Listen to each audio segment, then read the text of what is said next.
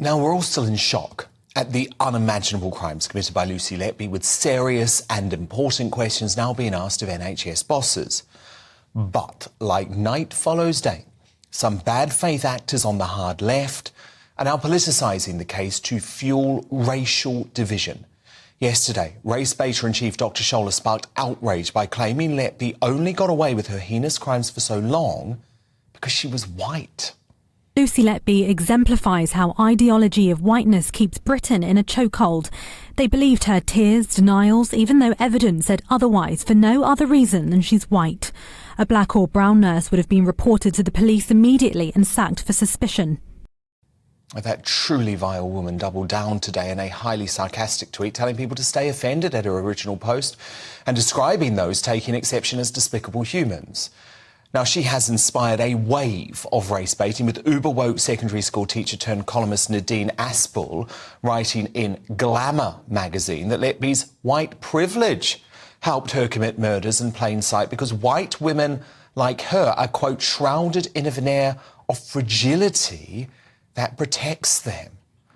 So Nana Akua, I mean, to me, this is just the lowest of the low.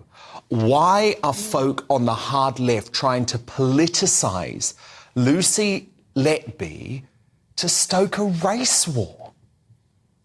Well, it is astonishing. But first, my heart goes out to those poor people who've lost their poor children. Because my son Ivory, he was born in the special care baby unit. He was there, and I spent time there, so I understand what they had to go through whilst they were there, and it is deeply tragic. I find it really deplorable and disgusting, actually, that the likes of Dr. Shola, who will use this, and I call her a doctor of shouting, will use this as an opportunity to promote her own brand. It is absolutely ridiculous. And so I had to reply to this, even though I'm on holiday in my house, but I'm on a holiday. Thank you for being here tonight, Nana. And my reply, frankly, is that has she even bothered to look at what happened at Rotherham?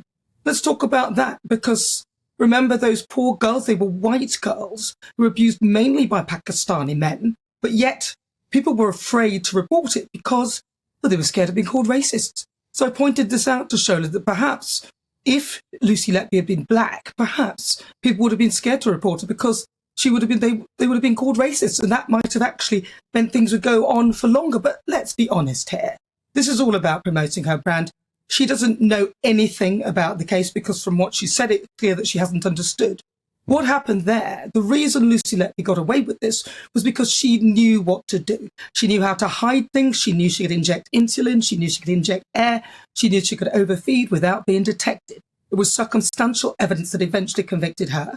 And it is abhorrent that Dr. Shola should dare to even use the race card. And I will read what she actually, in one of her second tweets, when she doubled down on this, she made a comment from one of the doctors there, Dr. Ravid Jayaram, where he had actually said that, and when problems were pointed out, the hospital wanted to protect its own reputation. So the reason it took so long, she's even attached his comment to one of her tweets, was because the hospital wanted to protect their reputation. And let me just clear things up for Glamour magazine as well.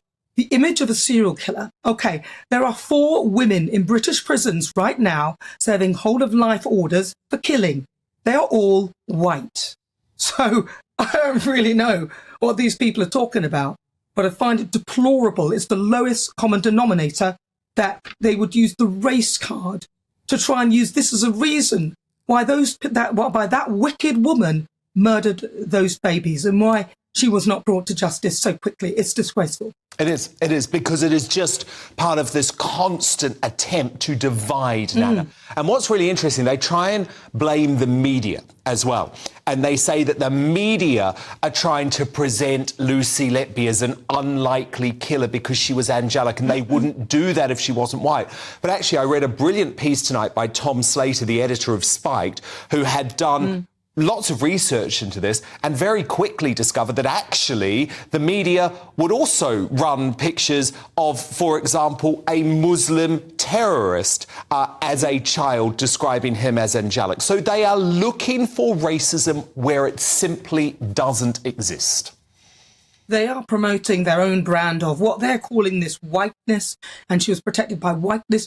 But Dr. Scholler doesn't. First of all, the first doctor that reported this was white. Lucy Letby is white. Some of the people in management may well have been black or Asian or of other races.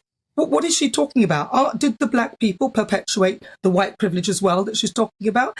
Her view, it's so simplistic that this is a black and white thing when it's got nothing to do with colour. This woman is a murderer. She murdered people knowing exactly how to do it. She got away with it because she knew how she could do it to hide what had happened. And the reason she got caught was evidence, circumstantial evidence that took time to collate. And the reason she was ignored was because the reason why the doctors were ignored was because the hospital were trying to protect their reputation. That's it.